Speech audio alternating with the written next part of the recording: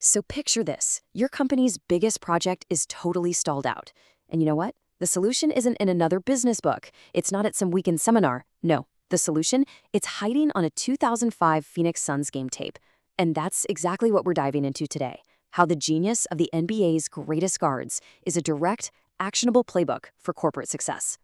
And look, that is a totally fair question, but just think about it for a second. An elite point guard sees the whole court, right? They anticipate what the defense is going to do, and they deliver the perfect pass at the perfect time. Well, a great project manager does the exact same thing. They see the entire project, they anticipate the roadblocks, and they empower their team to score. The arena might be different, but trust me, the mechanics of winning, they're identical.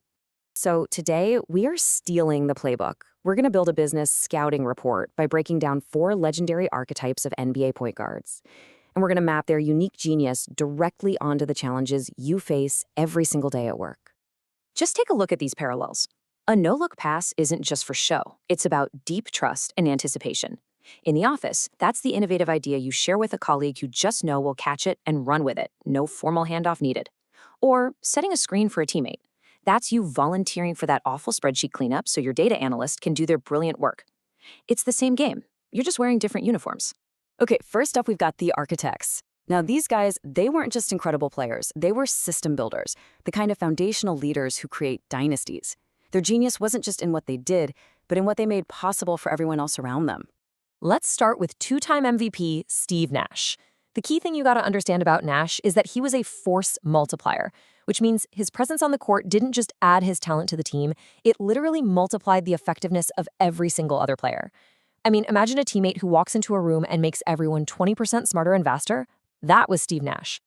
On the court, he was the master of controlled chaos. His legendary 7 seconds or less offense was all about speed, creativity, and just relentless pressure.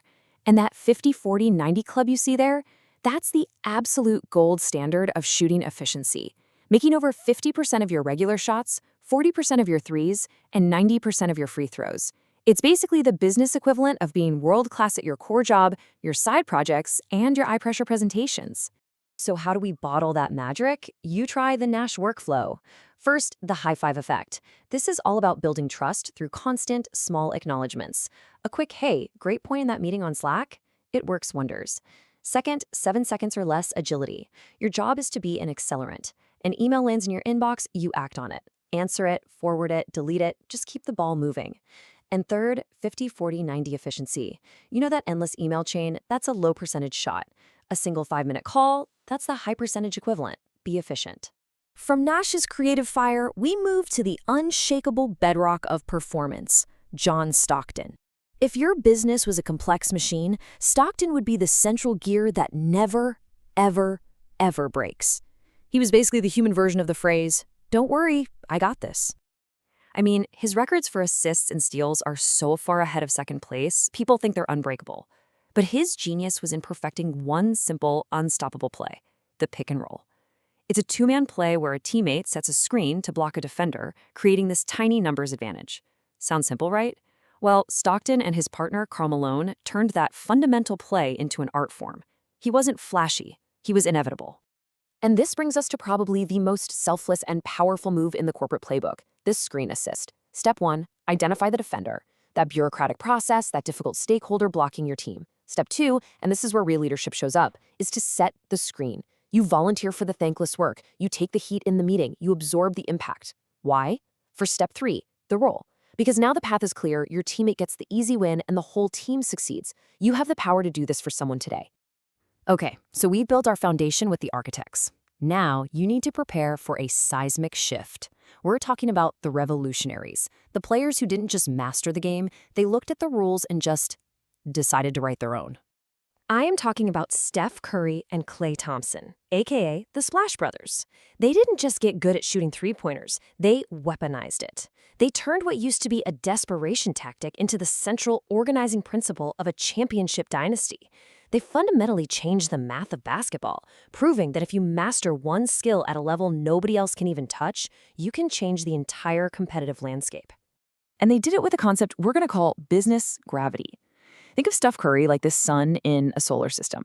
His talent is so immense that he's constantly pulling multiple defenders, multiple company resources, all the client's attention towards him. And the beautiful part isn't just his own success, is that this gravity creates these huge empty orbits of opportunity for everyone else on the team to operate in. So let's run the gravity audit. When a project is in crisis, who on your team can step up and draw the heat? Who can command the attention of leadership and just absorb that pressure? That's step 1. This creates breathing room. Then step 2 is the kick out. While you're busy managing up, you delegate the actual work to your now unburdened team.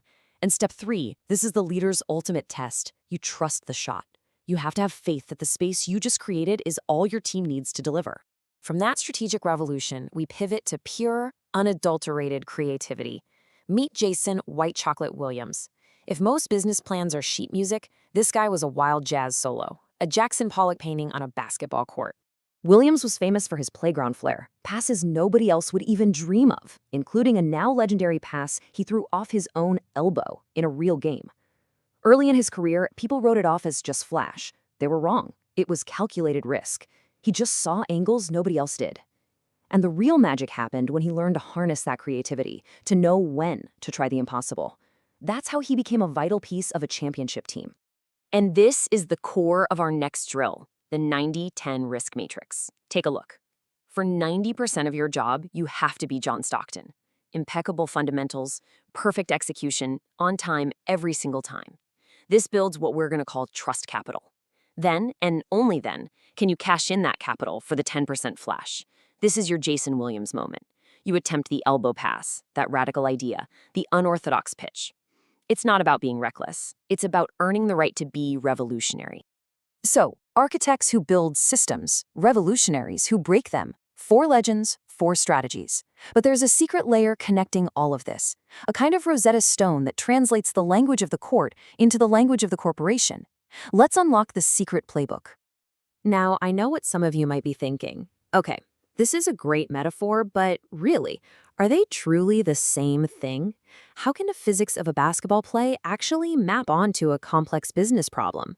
Well, the answer lies in this fascinating principle from systems theory. The term is functional isomorphism. I know, it sounds complicated, but the idea is actually incredibly simple. Think of a physical key for your front door and a digital password for your email. One is metal, the other is code. They look nothing alike, but they perform the exact same function. They grant access by matching a unique pattern.